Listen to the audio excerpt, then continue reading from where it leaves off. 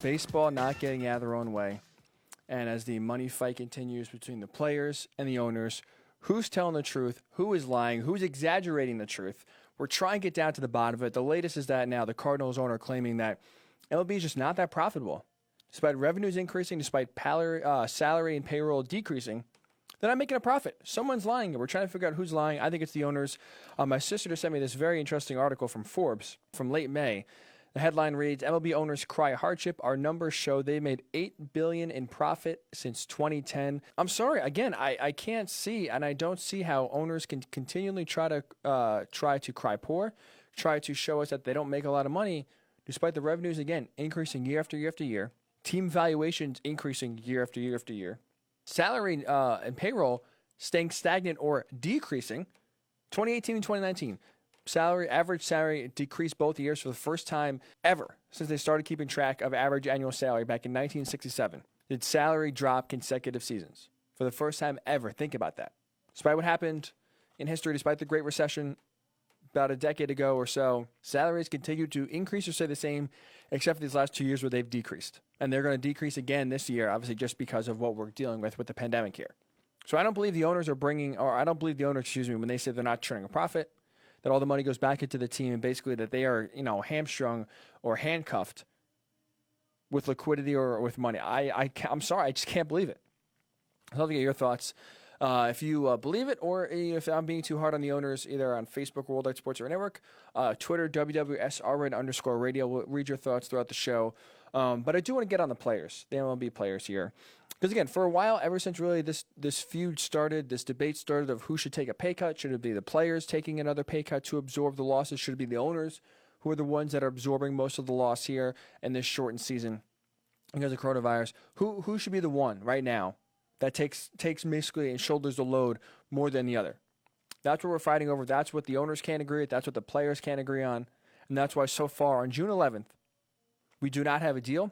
Despite the NBA, despite the NHL, despite the NFL, all three of those so far are business as usual or have a plan to return. The only sport that plays in the summertime does not have a plan to return. Which brings you to this question about the players. Because again, I'm a pro player. I'm defending them. They should get as much money as possible. They should not be the ones taking the pay cut, so the owners can get have a relief and save some money that they've been doing for a while now. But I do have this question, and I'm starting to question a little bit the motivation for the players, because I think it's a little misguided. And that is, are they more concerned about the actual money they're going to make this year? Or are they concerned more about pride? Saying they beat the owners. Saying, yeah, we said we're not going to play for less than a prorated salary, and that's what we're going to do, damn it. I'm curious. Because after the show on Monday, I discussed, if you listen on Monday, we discussed the possibility of a 50-game MLB season. Because right now, if a deal is not done, Major League Baseball and Rob Manfred has the authority and the power to issue a season, and he can determine the length. So he can say, listen, the agreement that was made in March, you gave me the power to say, listen, you guys can't agree on salary, fine, we're playing a 50-game season. It's going to be fully prorated, so the players are going to get what they want, but it's going to be less games so the owners don't have to pay that much money. So baseball, and we heard Rob Manfred say yesterday, baseball is going to be played in 2020. It's not a matter of if, it's a matter of when and how many games. And I made the argument and made the discussion that I think a 50-game season is a joke. I do. 48 games, 50 games, 54 games. To me, I can't look at it as legitimate. I can't honestly, in good faith, root for a team that I root for in the Mets and any success that they have, take it legitimately. Like if they won the World Series this year, am I really going to go around and treat that World Series the same as past World Series? You can't. Everyone's going to laugh at you. You're going to be a laughing stock. You played a third of the season. It's like a team playing, if the NFL played 5 games, and then you had, the playoffs were the same, you had a Super Bowl champion, let's say the Chiefs, or let's say the Jets won the Super Bowl. People are really going to look at that Jets Super Bowl from 2020 the same as they view the Chiefs, same as they view the Patriots, the same as they view the Eagles? No. You played 5 games. You played a third of the season. So I thought that was imperative, and it's important that MLB try to play as many games as possible, whether it's 82, whether it's 80, somewhere in that range I still view as respectable. And after the show on Monday, the latest MLB proposal came out that they're going to play 76 games at a 75% prorated salary if the playoffs are played in full. And essentially, as soon as that was released, a lot of players weighed in, basically spit on the offer. Some even said was worse than previous offers. So that, to me, begs the question and raises the question. Is this about getting the most money on the table? Right? Is this about getting how much are we going to get in 2020? Try to get as much money as possible for this season alone? Or is it about pride? Like I said, or is it about sticking it to the owners, saying you're going to demand one thing and you're not going to back down until you get that? In the player's case, that is a full prorated salary without a second pay cut. So if they have to play 48 games in order to not take a second pay cut, they're going to do it no matter what, so they can stick it to the owners and say, hey, listen, we said we're not going to take a second pay cut. We didn't do it. So I'm curious. I'm trying to wonder, because it seems so far, for the most part, these negotiations are going to be about pride. And they're starting to prioritize pride and stick it to the owners over getting the most money and making a legitimate season. I think that's the wrong way to go about this. I think it's the wrong angle to look about this. Because pride, what pride does, it blurs your vision of the good, and you get so dead set, you get so pigeonholed on one thing, that even if there's a greater offer, you don't decline it because that's not what you want. And here's what I mean by that. The players are still upset because the last few CBA negotiations have heavily favored the owners. They've won handily, and so far it's hurt the players, whether it's free agency, with their wages getting suppressed, whether it's the way owners are not forced to spend. There's a luxury tax that was put in that, if anything, doesn't act like a salary cap, but it does prevent owners from spending more money, because the more money you spend, you get tax on that. So really, it almost prevents, it sort of is a de facto salary cap. You spend over, $220 million, you got to pay this tax, and the more money you spend, the higher the tax is. So sure, technically there's no salary cap. Players can make as much money as they want. Owners can pay players as much as they want. But in theory, it's sort of a soft salary cap that is there in theory that does, again, prevent spending, which hurts the players' salaries overall. So I feel like the players are all about trying to get revenge and are using this season as leverage, and they're trying to use this season as a point to prove, hey, we're not going to get pushed around, we're not going to get bullied, which I respect to a certain point. I respect them trying to swing the pendulum the other way. I respect them when the CBA runs out after the 2021 season, using this as a small battle in the war, right? We got to win this battle. We got to show the owners we mean business. So at that point, when 2021 comes around and they're negotiating a brand new CBA, they realize we're not pushovers. They realize we better give these players something, or else, we're all going to lose out.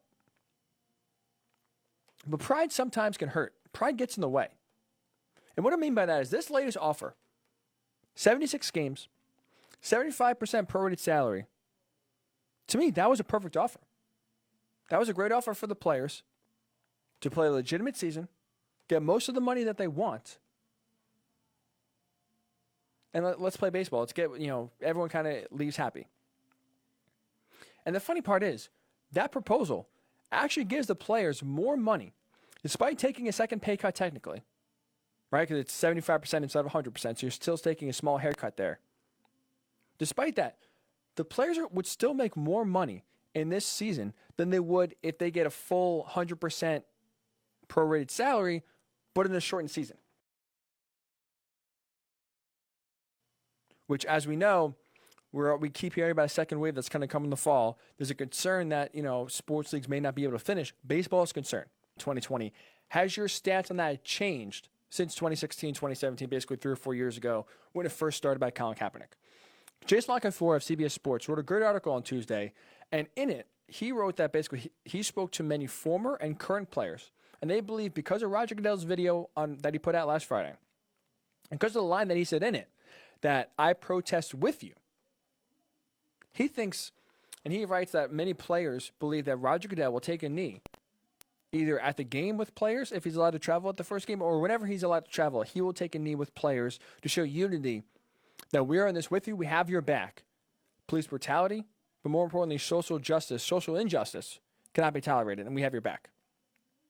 This is a huge step, because you also wrote in there, he doesn't believe the NFL will sanction or discourage players from taking a knee. It's important to remember, 2018, there's a rule that required players to stand up for the anthem if they're on the field. Now, they allowed players, if they didn't want to stand up, to be in the locker room. But a rule was put in place and passed unanimously by the owners that if you're on the field for the national anthem, you are required to stand or you could be fined. So think about that. And now you look at the NFL stance and you hear Roger Goodell talk about how he's going to protest with the players. I think this is a great move. My stance on kneeling personally has changed. I've done a complete 180, to be honest. I think it's a smart move for the NFL. I think it's good. And I think it's good for the players to be allowed to and actually use that platform for good to bring awareness. I think they should kneel. Because 4 years ago, back 2016, many of us, including myself, missed the message.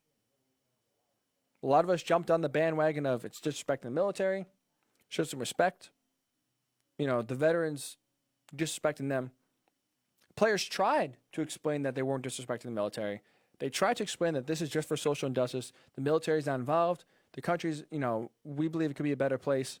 Nothing to do with the military, nothing to do with patriotism. We want to bring awareness to social injustices that are happening on our soil, in our country, that we want to fix. But we didn't listen. We saw it as military. That was it. Obviously, we know how divisive it was. People stopped watching the NFL. It would get real nasty with what people would either call in and say or write on social media.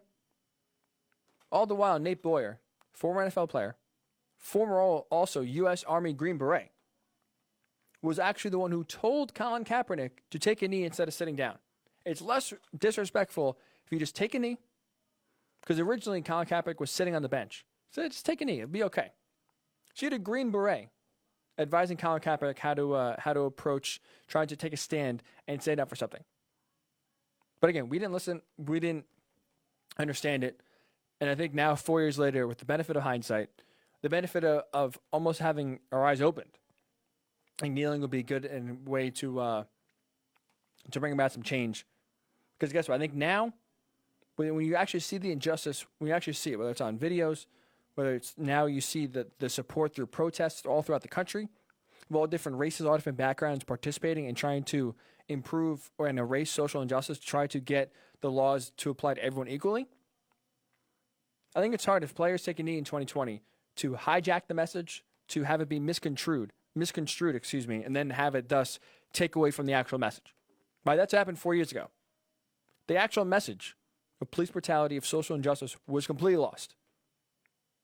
Completely missed, not recognized. It's all about kneeling. It's all about the military. It's all about Colin Kaepernick, who was wearing pig socks, or he's wearing a Fidel Castro shirt. The message was lost and lost early.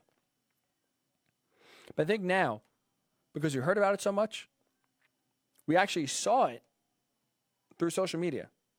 I think less people will be upset. It's a bold statement to say that, because as we know, we see this culture, people get upset, get frustrated with almost anything. And it's hard to get people to agree on almost anything. So I'm going out a little bit of a limb here. But I do think less people will be upset about it than they were 4 years ago, because now they understand what players take a knee. They see the social injustices that are happening and want to fix it, want to change. And more importantly, I'll finish up with this, why I think it's a good idea. Ron Rivera, the Redskins head coach now, former Panthers coach, came out on Wednesday and said that he will support his players if they decide to take a knee during the National Anthem. He said he understands why, because it's about police brutality, it's about social injustice, it has nothing to do with the military, nothing to do with patriotism. Now, why is it important that Ron Rivera, of all people, say this? Not only is he a head coach, but his father was a commissioned officer in the U.S. Army. So here's another person from a military background understanding, hey, this is not about the military. They're trying to protest something else. They're trying to bring awareness to an issue here in this country that they want fixed. And that we have to listen to that message and see it for what it is, not try to take it and have it try to mean something else. So I'm just curious for your thoughts. Would you be okay with players kneeling during the National Anthem this season? I would, personally. I think it'd be a good move. I think it'd be a smart move. I think it'd be a way to continue the conversation.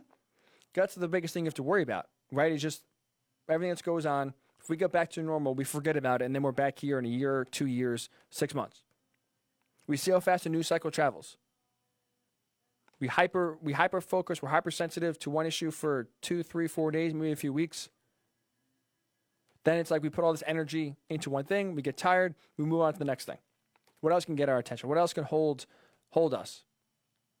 I think it's a good way. It's a great way for athletes to use their platform to keep reminding everyone this is still a major issue in this country. This is not going to get fixed overnight.